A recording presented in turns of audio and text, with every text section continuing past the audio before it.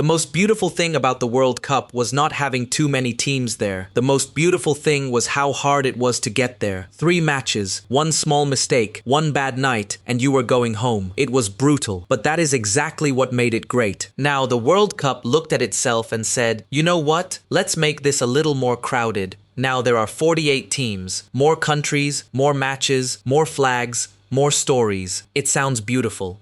And at first, it is hard to argue against it, because who exactly is against more countries living their dream? But football sometimes teaches a very simple lesson. More does not always mean better, because the issue is not only how many teams arrive at the tournament, the issue is how the World Cup feels. The basic idea of the new format is this: 48 teams, 12 groups, 4 teams in each group. The top 2 teams from every group go through, but it does not end there.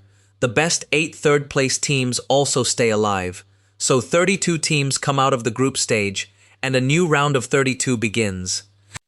Basically, the World Cup is no longer just the World Cup.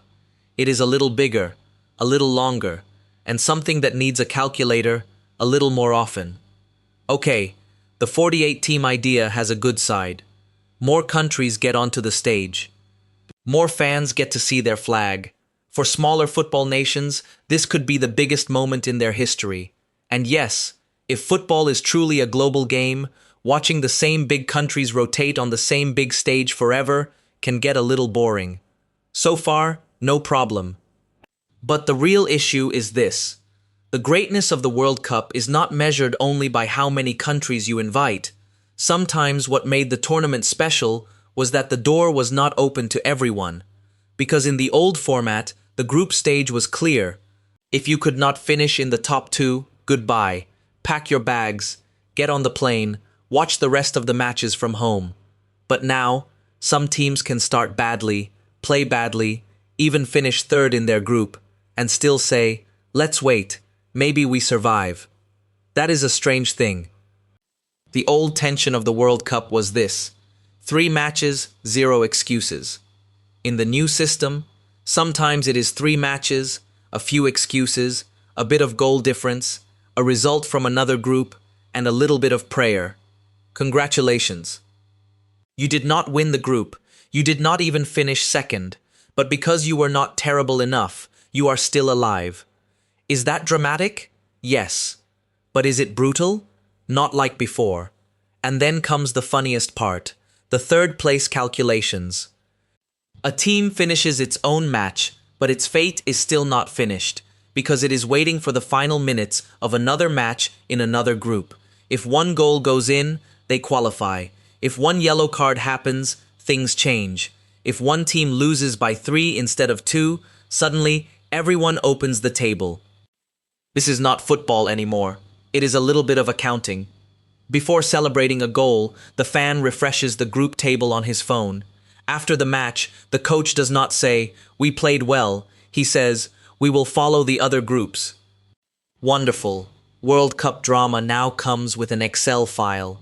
But the real problem here is not the chaos. Chaos can be fun.